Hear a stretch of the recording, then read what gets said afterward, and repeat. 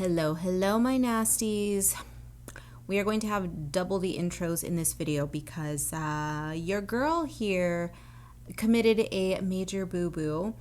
I failed to ensure that my microphone was plugged in, so the audio is going to be significantly quieter in this video than is usual. I do apologize for that, but today's a Sketchy Saturday video, so I'm gonna sound weirder than my shrill banshee screeching usually does, so sorry about it. It's a long one. I didn't want to re-record the audio because it's one of those things where I like to do things as I feel them, and I'm unscripted, so c'est la vie. It happened. Let's get on with the video. Hello, my nasties. Welcome back to the channel. Today we are doing a Sketchy Saturday video, of course, and this one is going to be one of my pep talky, tough lovey type of conversations. It is not scripted. I do have a little sheet of notes here because I cannot do anything without bullet notes at least, but this one might get a little bit long because this is a topic that gets me, it has the potential to get me a little heated. We are going to be discussing burnout. Now, before I jump into the video, let's discuss the sketch really quickly. This sketch was an illustration that I created in my sketchbook, of course, and then I created it for my Patreon patrons specifically. Each month I release coloring pages for my Color Fiend tier patrons. Those are the patrons who love coloring books, all of that. So they get exclusive line art every month. This is another line art for the month of July. I'm filming this in July. This video may not be up until August. That's neither here nor there, but there you go. The art supplies that I used in the creation of this sketch will be listed down below if you are curious about what they are. If I forget to mention something, just give me a little pokey poke and I will let you know what that item is. So let's get into today's topic, shall we? And if you hear me clinkety clanking over here, we've got the iced chai tea. So delicious. All right, so burnout. Let's talk about it, why I have never experienced it in terms of my artwork, and why I think that umbrella term of burnout is an excuse and really a cover-up for underlying issues. So let's start with the basics. I mean, what even is burnout, right? In the simplest terms, it is working oneself to physical and or mental exhaustion. You are just tirelessly working until you just can't work anymore. You are drained, you are gutted, you just have no enthusiasm for what it is that you are doing.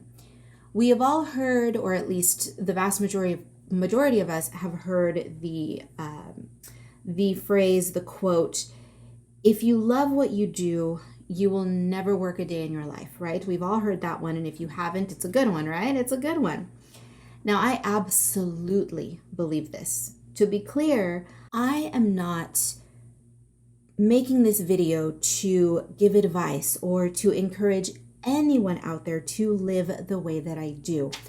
The fact of the matter is, this is my channel. My freaking name is on it. This is my life. These are my experiences and my opinions. So I'm not telling you how you should feel, what you should and should not do.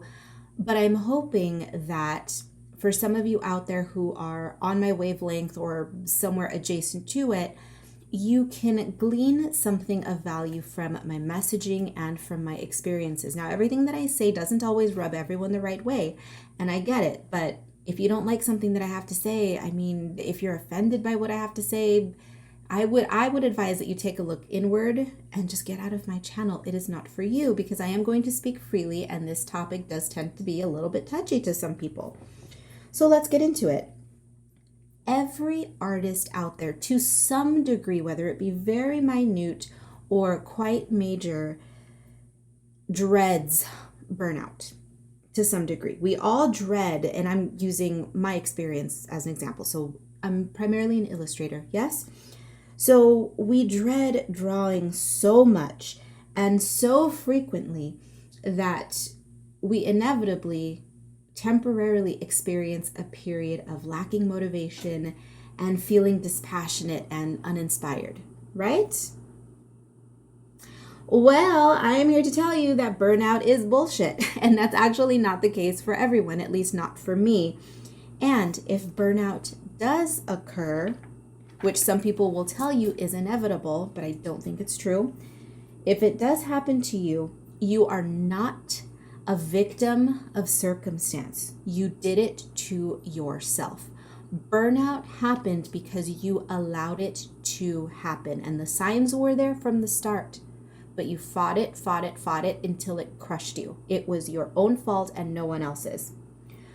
Burnout is completely avoidable, and it comes down to having the strength to say and act upon one simple word, and that word is no.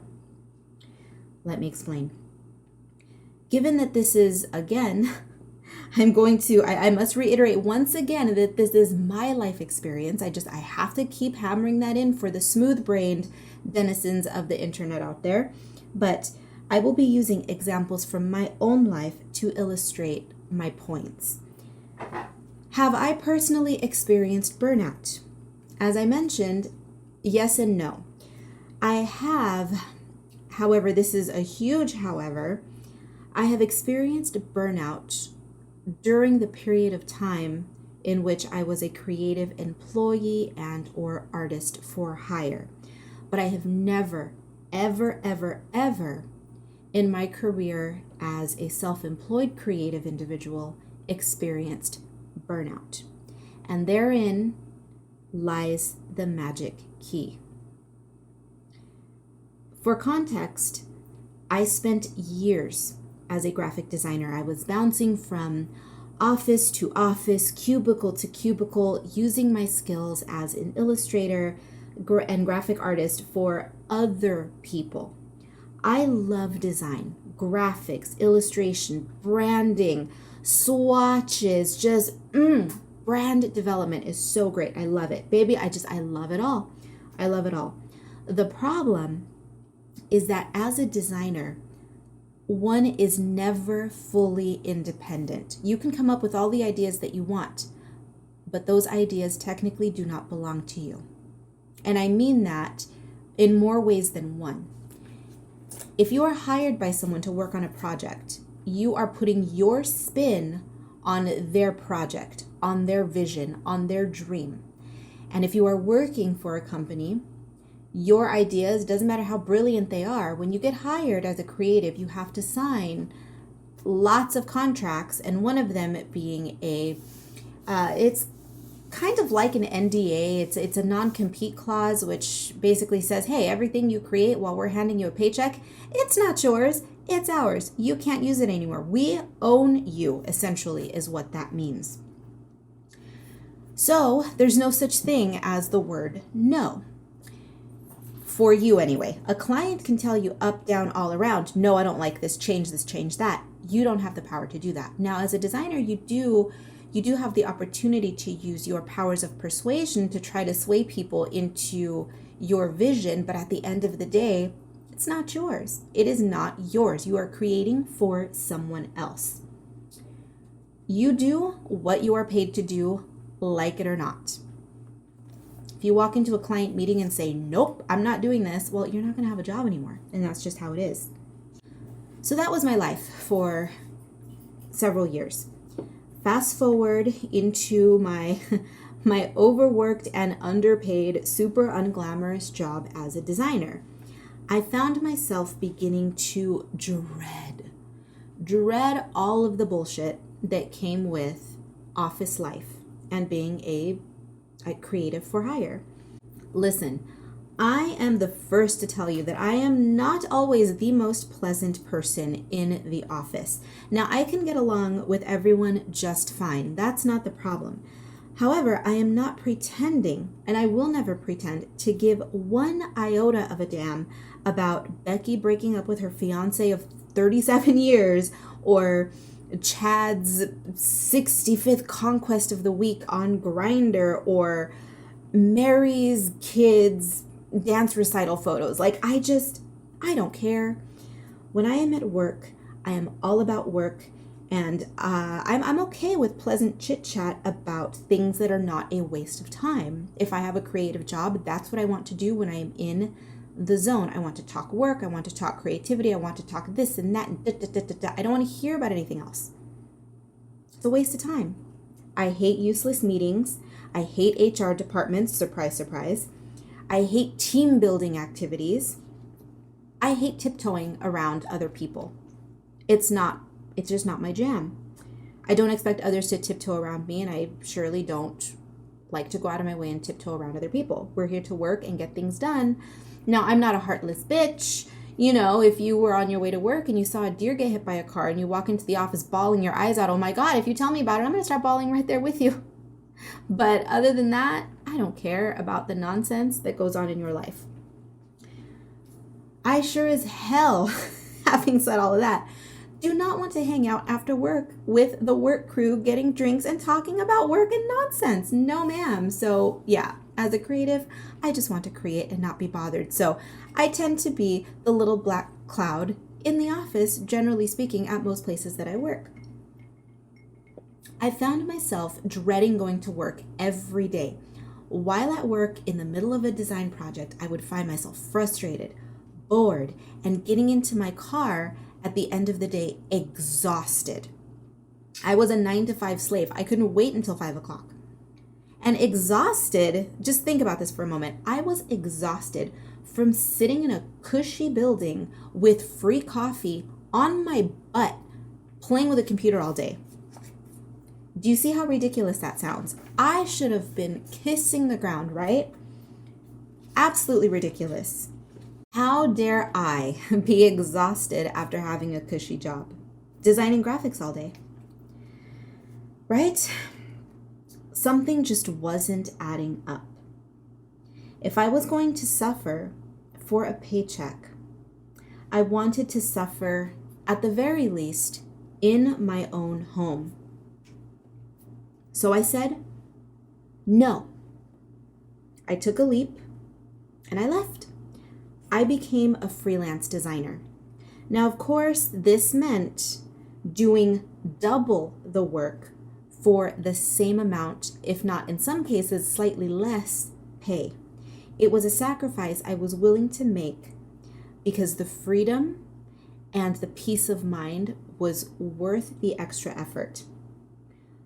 For a while, things were great. I discovered my love for design again. I did not have to deal with office politics anymore. Life was grand until it wasn't. As a freelancer, one is constantly chasing the coin. I found myself working for clients simply because the pay was good.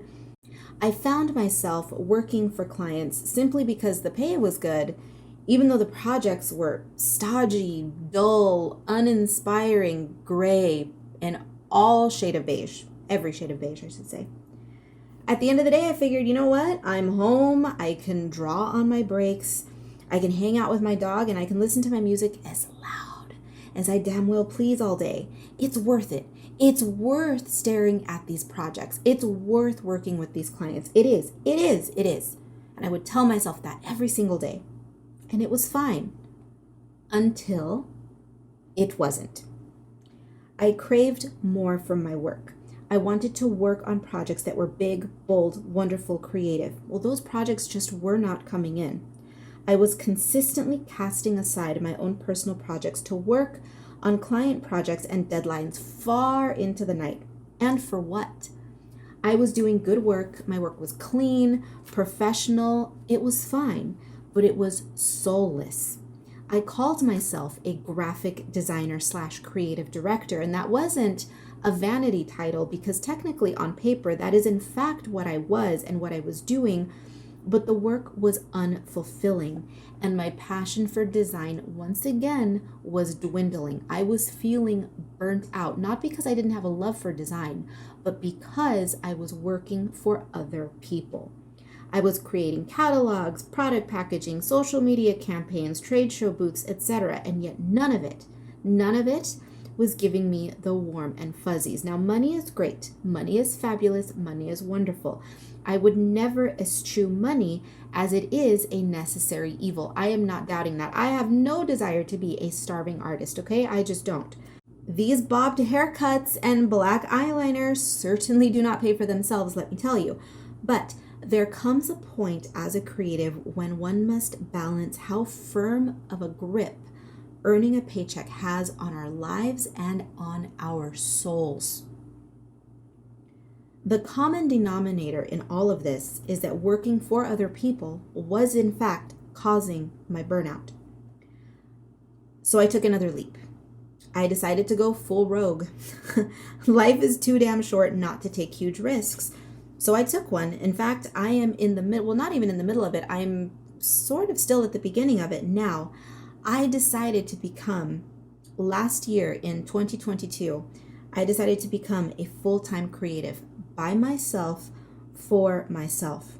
So once again, I said, nope, and got the hell out of Dodge. I combined my love for design, for fashion and art, and created an online boutique called, are we going to pronounce it Coco Naughty or Coconaughty? Because the name of the store, it was named after a coconut, so I feel as though pronouncing it Coconaughty it makes more sense. So we might have to transition into that, Coconaughty, because people tend to not realize that cocoa and naughty is a play on words. It's a play on the word coconut. So Coconaughty. Okay, I opened the store Coconaughty, and at this point, the store has not even been open a year, but it is proving to be the best decision I have ever made.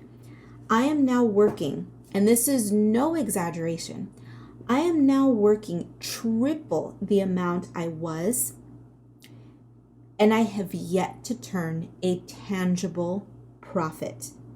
But bills are paid, I'm fed, and I get to wake up and go to sleep every day doing what I love. Am I able to splurge on fancy dinners every day of the week? No. Do I buy a fancy coffee every day? No. But we're chugging along, and I answer to no one but me, and there is incredible value in that. That right there, once again, is the magic key. One must, to a degree, be a selfish goblin. Now, this is not as bad as it sounds. Oh my God, who wants to be selfish? Our entire lives we're taught to give, and share.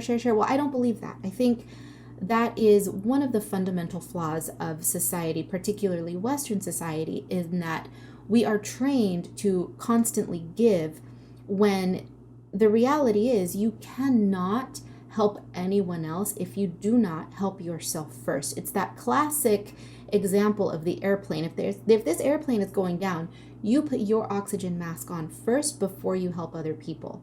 See, I'm not so selfish in the fact that I will put my oxygen mask on and then F everyone else. No, I'm willing to help, but I need to make sure that I am safe and secure first before I can even think about helping anyone else. You see? For me, being burnt out is caused by being beholden to someone else. And that is basically the key takeaway of this video. Because I know some of you out there who may be suffering from this, may be experiencing this, haven't realized that that's the root cause of your issue. So I'm here to try to shake that ideology out of your brain. In the immortal words of Miss Lady Gaga, I am a free bitch, baby, and it's the best. It's the best feeling in the world. Is it scary? Yeah. Is it expensive? Oh, hell yeah. But it's still the best. And this is why I do not offer commissioned work, any sort of commissioned artwork at all.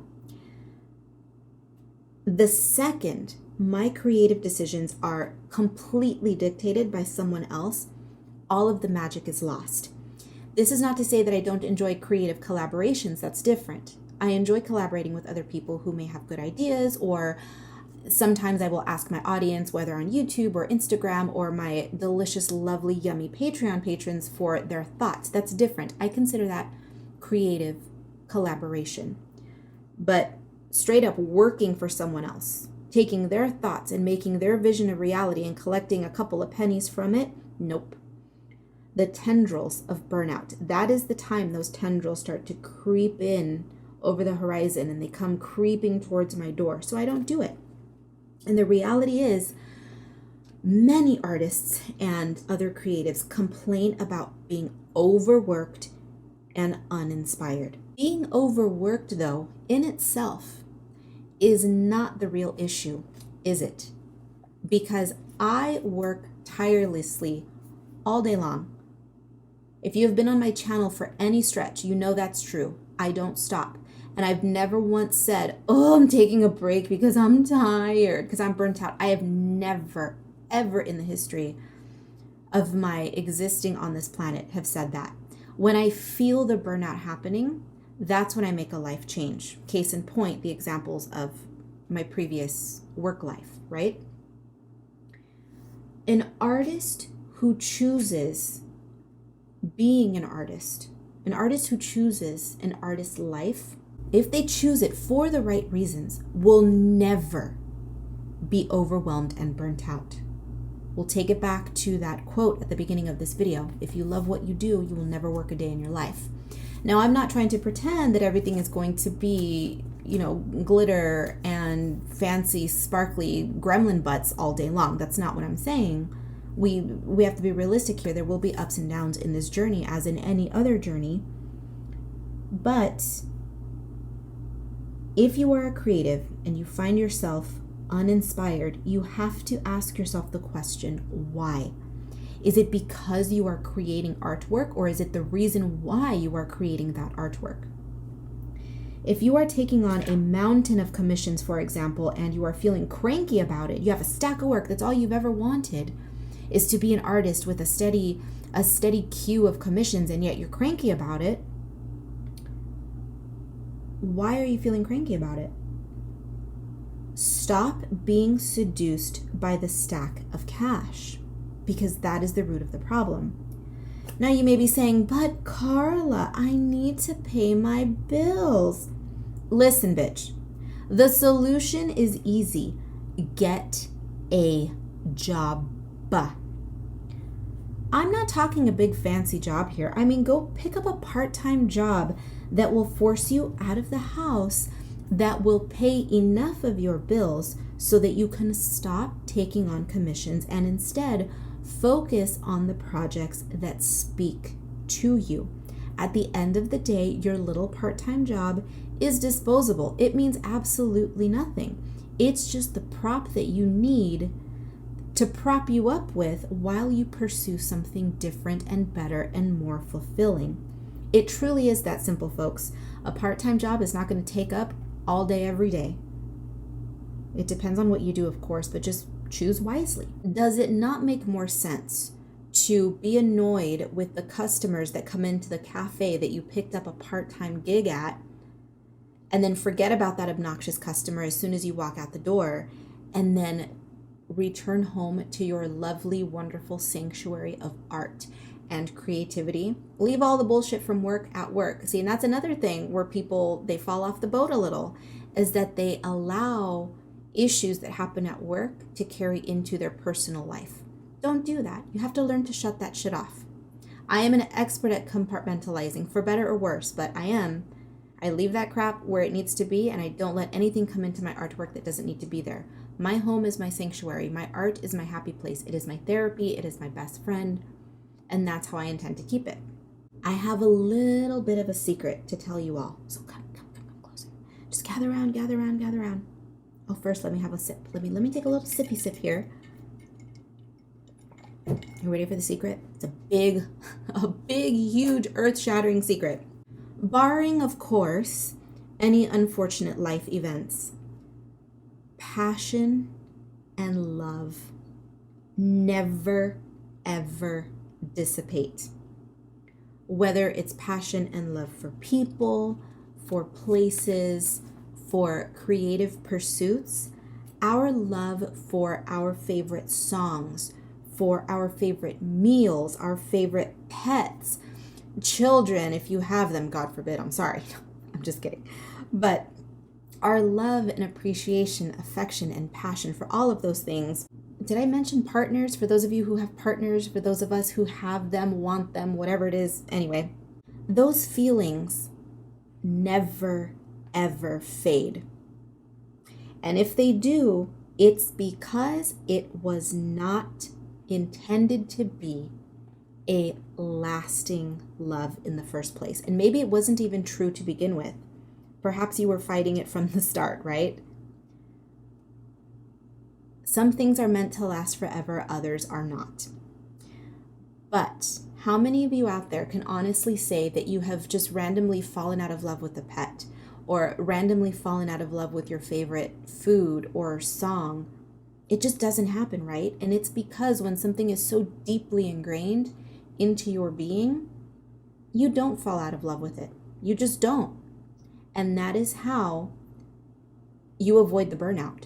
Do something that is so ingrained into your being that there's no room to fall out of love with it. Instead of fighting to make something work, instead of fighting for those commissions, instead of fighting through that stack of commissions, you should dedicate that fighting energy into finding something that truly drives you and something that will not cause you to feel exhausted, drained, just utterly wasted. Do what you love and make it work however you can. If you are on the right path, I guarantee you, burnout will not exist in your vocabulary. If this video inspired you, fabulous. If this video struck a nerve, ask yourself why that is. Is it just because Karla's such a bitch? She's so mean?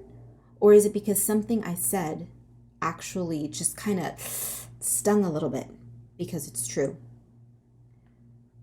Burnout, at least in my life, does not exist. For all of the reasons that I spent the past 10 hours trying to explain to you. Get to the root of the problem if you suffer from this issue and change it. Spare me the tiny violin concertos and the woe is me posts on social media talking about, oh my God, I'm just so burnt out. I'm so burnt out with creating. I know I'm an artist, but I'm tired. I need a mental health break. I can't do this. I can't do that anymore. I'm so tired. I'm so tired. Change your mindset. Period. It's not easy, guys. I'm not pretending that it's easy, but it is possible if it is what you are meant to do. I hope this video was not harsh. A little tough lovey, sure, but I'm not one to sugarcoat and coddle because messages are lost when they are dusted in powdered sugar. Yes, I'm an artist, but one needs to face the realities of the artist's life from time to time, and this is a harsh one. Some people are just not meant for this life, or they are going about it the wrong way. And if you are hoping to pursue a creative life, do it in such a way that will fulfill you all day, every day. Because if you start to hate what you are supposed to be loving, either you need to make a change or you need to just completely change your path altogether. Just think about that. Think about it. All right. That is going to do it for today's video. I hope that it helped some of you, maybe inspired you to make a change. Whatever it is, I hope it did its job. I'm not always the best at articulating my thoughts, but I try. At the very least, I hope that you enjoyed watching me make a mess in my sketchbook. I am taking off now. Be bad, be good. I don't give a damn which. Just make sure you come back in one piece. Everything you need to know will always be down below. Join me over on Instagram if you are so inclined. I like Instagram, but Instagram feels as though it's dying lately, and that makes me a little sad because I like the visual aspect of Instagram. It's a cool place. So anyway, off I go. To my patrons, as always, you are wonderful. You are so fabulous, and I enjoy creating these exclusive pages with you. And if you have the page, if you are a patron during the month that I created this page, hopefully you enjoy it, and maybe you even colored along with me. So thank you for that. Okay, Off I go. I will see you all in the next one.